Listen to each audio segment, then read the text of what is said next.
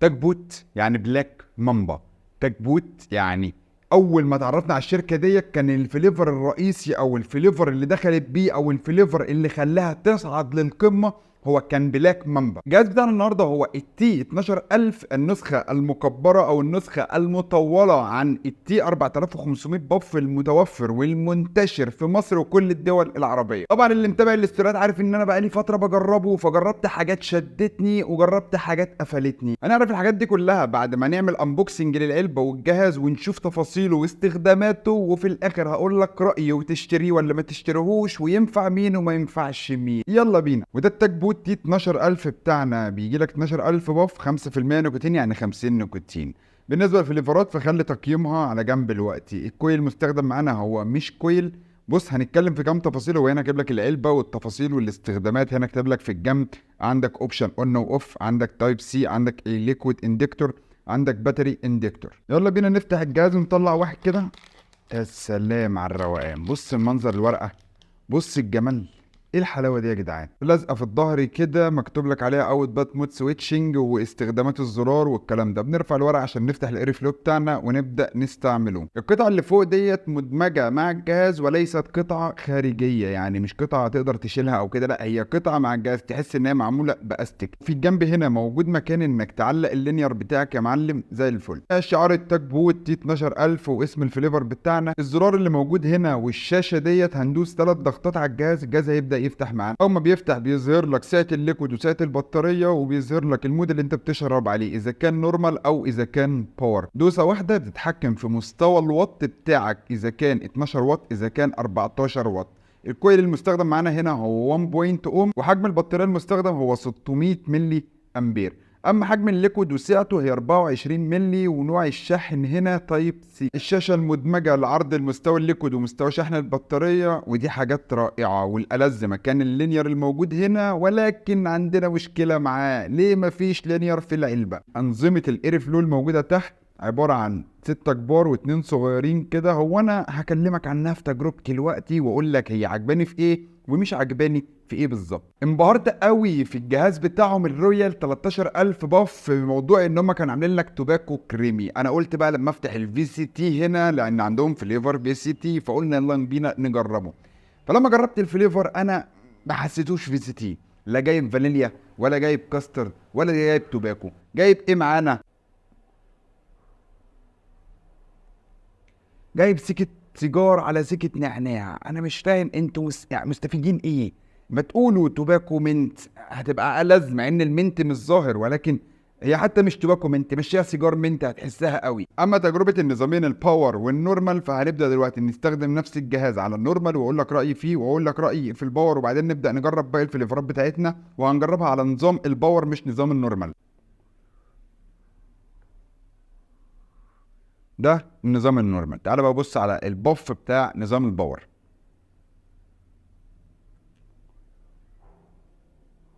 اقوى، انشط.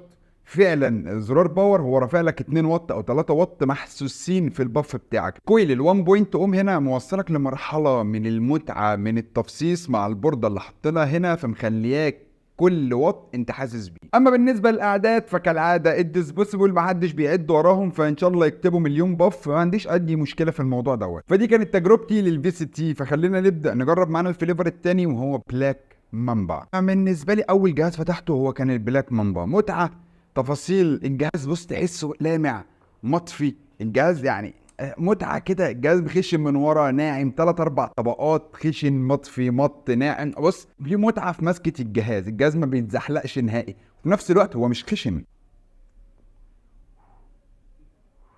يستحقوا بالتلاتة ان الفليفر البلاك مامبا يكتسح. فليفر البلاك مامبا هنا يا رايق هو عباره عن بلاك كارنت، شويه نعناع على سنه ايس، شويه بلو بيري، شكرا.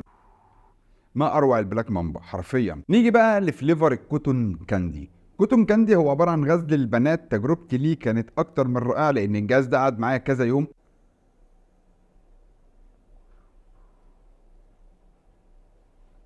ومهما اتكلمت عن عظمته وعن درجة الكاندي والسكر اللي متوسطة مش جزعة مش عالية، مش هقدر اوصفه لك، مش هقدر اديله حقه. والألذ من كده ان هو 50 نيكوتين مش هاي، 50 نيكوتين من النوع اللي هو ايه، مش حامي على الصدر، مش حامي في الجمجمه، بيديك النفس والدماغ وتوصيل النيكوتين بتاعه في السلانسي. اما فليفر المانجو ميلون هنا هو مختلف بالنسبه لي عن المانجا اللي جربناها في الرويال 13000. مانجا مانجا، ميلون ميلون، يعني مانجا رايحه اناناس راجعه، بندلعك. انا حرفيا من المانجا الميلون اللي انا جربتها او ميكس المانجا اللي عجبني حرفيا في اجهزه الديسبوسيبل مؤخرا. ونيجي للاش ايس. اللاش ايس تكاثرت عليه الاقاويل، مختلف عن الووتر ميلون تماما. يا عم طب ما تقول ووتر ميلون، لا هو مش ووتر ميلون. مش ووتر ميلون ليه؟ لان تحس انه بطيخ فريش بقشره، تحس ان في قشر بطيخ في الموضوع. هتقول لي رايك فيه، اقول لك جميل. هتقول لي ايه رايك، ايه تقييمك، هقول لك ممتاز. ممتاز ليه؟ ان انت لو شفت لي ريفيوهات قبل كده كنت بقول لك ان في كذا جهاز اللاش ايس فيهم ما حبيتهمش، لا هنا حبيته. هنا اللاش ايس متقبله جميل، مش مديني شعور القشر او مش مديني الطعم اللي انا ما بحبوش، لا هنا هو مديني الدرجه بتاعت البطيخ الفريش اللي مش الووتر ميلون برضه، مش الحته الووتر. بص احنا خلينا نجرب الووتر ميلون بابل جام دلوقتي. في تجربه الووتر ميلون بابل جام انت اوريدي حاسس انك بتشرب يا معلم لبانه ترايدنت. لبانه ترايدنت انت مدوبها وبتشربها في عصير.